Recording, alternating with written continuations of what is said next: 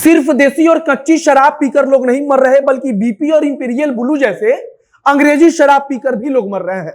और कई जगहों से जहरीली शराब पीने के कारण गंभीर रूप से बीमार होकर ठीक होने वाले लोग इसके बारे में खुलासा भी कर रहे हैं और बता रहे हैं कि उन्होंने देसी शराब नहीं बल्कि अंग्रेजी शराब पी हुई थी। और अब यह खेल कैसे हो रहा है, तो इसका जवाब है कि राजधानी पटना में ही शराब बनाने वाली फैक्ट्री का खुलासा हुआ है। आपको जानकर हैरानी होगी कि अब तक लोग समझ रहे थे कि केवल कच्ची शराब पीने वाले मर रहे हैं, लेकिन इस फैक्ट्री में नकली अंग्रेजी शराब तैयार की जा रही थी और वहां पर अलग अलग अंग्रेजी शराब से जुड़ी हुई कंपनियों के स्टिकर और ढक्कन तथा बोतल रखी हुई बरामद की गई, जो इस बात का सबूत देती है कि वहां पर नकली शराब बनाई जाती थी और फिर उसे अंग्रेजी शराब के बोतल में पैक कर दिया जाता था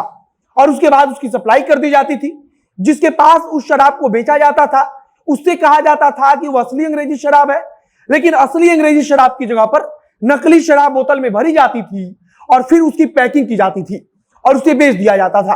और अभी भी इसे कहीं ना कहीं किया जा रहा होगा। अब नमस्कार, मेरा नाम है मोहित कुमार सिंह और आप देख रहे हैं हमारा विशेष कार्यक्रम एक्सप्लेनर।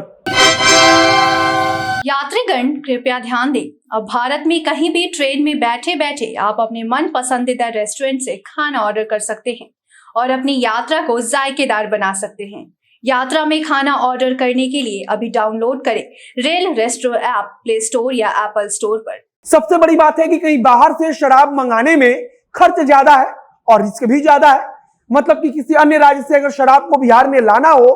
तो उसके लिए ज्यादा खतरा उठाना पड़ेगा और ज्यादा नुकसान का डर बना रहेगा। तथा इससे निजात पाने के लिए और ज्यादा मुनाफा कमाने के लिए शराब माफियाओं ने एक नया तरीका निकाला और बिहार के अंदर ही नकली शराब बनाकर अंग्रेजी शराब की बोतल में उसे पैक कर बेचने का काम शुरू कर दिया। पुलिस ने इसके खुलासा तब किया जब एक व्यक्ति को शराब की डिलीवरी करने के दौरान पुलिस ने रविवार को गिरफ्तार कर लिया और वह जिस स्कूटी से होम डिलीवरी करने जा रहा था वह स्कूटी उसकी अपनी नहीं थी, बल्कि वह स्कूटी उस मालिक के द्वारा दी गई थी जो नकली शराब बनवाने का काम करता है। पुलिस ने जब उस व्यक्ति को गिरफ्तार किया तब उससे पूछताछ हुई और फिर स्कूटी का रजिस्ट्रेशन नंबर जब देखा गया तो पता चला कि वह किसी दूसरे व्यक्ति के नाम पर है और फिर पूछताछ में पता चला कि यही व्यक्ति उस अवैध फैक्ट्री का मालिक है। पुलिस की तरफ से अब तक जो जानकारी आई है उसके मुताबिक डॉक्टर राजीव रंजन नाम के व्यक्ति का नाम उस अवैध शराब बनाने वाली फैक्ट्री के मालिक के तौर पर सामने आया है और एक और नाम सामने आया है राजू। लेकिन पुलिस को इस बात का शक है कि यह राजू और राजीव रंजन दोनों एक ही व्यक्ति हैं। इसके अलावा एक और जानकारी है कि राजू को एक गोदाम की जिम्मेदारी दी गई थी और उसके पास यह जिम्मेदारी थी कि वह गोदाम की रखवाली करेगा। फिलहाल पुलिस दोनों एंगलों से जांच कर रही है कि राजू अलग है और डॉक्टर राजीव रंजन अलग है या फिर डॉक्टर राजीव रंजन और राजू दोनों एक ही व्यक्ति हैं। जिस राजू की चर्चा चल रही है उस राजू का मोबाइल नंबर पटना पुलिस को मिल चुका है और अब पुलिस की तरफ से बाकायदा उसके कॉल डिटेल को खंगाला जा रहा है और पता लगाया जा रहा है कि आखिरकार उसकी बात किन लोगों से हुई है और किस व्यक्ति से उसकी हमेशा बातचीत होती रहती है।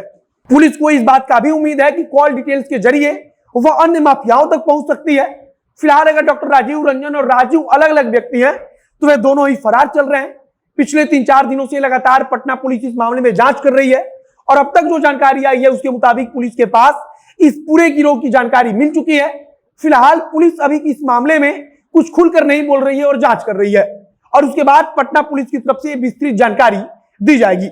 बताया जा रहा है कि ज्यादा मुनाफा कमाने के चक्कर में पटना में ही फैक्ट्री बनाकर नकली शराब तैयार की जा रही थी और इसके बारे में कहा जा रहा है कि कोई विशेष लोगों की टीम नहीं है, बल्कि कुछ लोग जो बाहर से शराब बनाने के बारे में जानकारी रखते थे और बाहर से सीखकर बिहार पहुंचते हैं और यहां पर आकर वो शराब बनाने का काम शुरू कर देते हैं और फिर इन लोगों को देखकर कुछ दूसरे लोग शराब बनाना सीख जाते हैं और फिर इस प्रकार से यह पूरा गिरोह बड़ा होता चला जाता है और फिर पूरी राजधानी पटना के अलग अलग जगहों पर इस प्रकार से एक पूरा गिरोह तैयार हो जाता है जो पूरे राजधानी पटना और आसपास के इलाके में नकली अंग्रेजी शराब की सप्लाई करता है।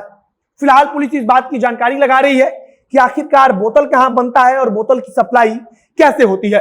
दवा के नाम पर एस्प्रिट कहां से आती है। बताया जा रहा है कि होम्योपैथिक दवा बनाने के नाम पर 90% अल्कोहल वाला एस्प्रिट मंगाया जाता है और उस एस्प्रिट के पावर को कम करके यहां पर राजधानी पटना में फैक्ट्री के अंदर शराब तैयार की जाती है। पुलिस अब इस बात की जानकारी लगा रही है कि आखिरकार कौन वह व्यक्ति है जो होम्योपैथिक दवा बनाने के नाम पर या एस्प्रिट बाहर से मंगाया करता था। इसके अलावा स्टिकर आखिरकार कहां छपता है और स्टिकर की सप्लाई कौन करता है, तथा जो ढक्कन होता है पैकिंग वाला, वो ढक्कन की सप्लाई कौन करता है, और वह ढक्कन कहां से मंगाया जाता है और कौन मंगाता है तथा कौन बनाता है, इन सब के बारे में पुलिस जानकारी जुटाने की कोशिश कर रही है। फिलहाल पुलिस जब पूरी जानकारी सामने आ जाएगी तब उसके बारे में मीडिया से इसके बारे में जानकारी देगी और विस्तृत जानकारी बताएगी कि आखिरकार किस प्रकार से यह पूरा गिरोह फैला हुआ था और कैसे राजधानी पटना में इनका काम चल रहा था। फिलहाल एक बात तो तय है कि बीपी, आईबी जैसे तमाम अंग्रेजी ब्रांड्स के शराब बिहार में नकली बनाई जा रही है और सिर्फ कच्ची पीकर लोग नहीं मर रहे हैं, बल्कि अंग्रेजी नकली ब्रांडेड शराब भी पीकर लोग मर रहे हैं। बाकी आप इसके बारे में क्या सोचते हैं उसे कमेंट बॉक्स में लिखकर बताइएगा। इसके अलावा वीडियो को शेयर कीजिएगा, फेसबुक पेज को लाइक कीजिएगा तथा अगर यूट्यूब पर देखना है तो चैनल को भी सब्सक्राइब कीजिएगा। मिलते हैं फिर बहुत जल्द अगले वीडियो में। कैमरे पीछे खड़े ओम प्रकाश और मैं मोहित कुमार सिंह। बहुत बहुत धन्यवाद।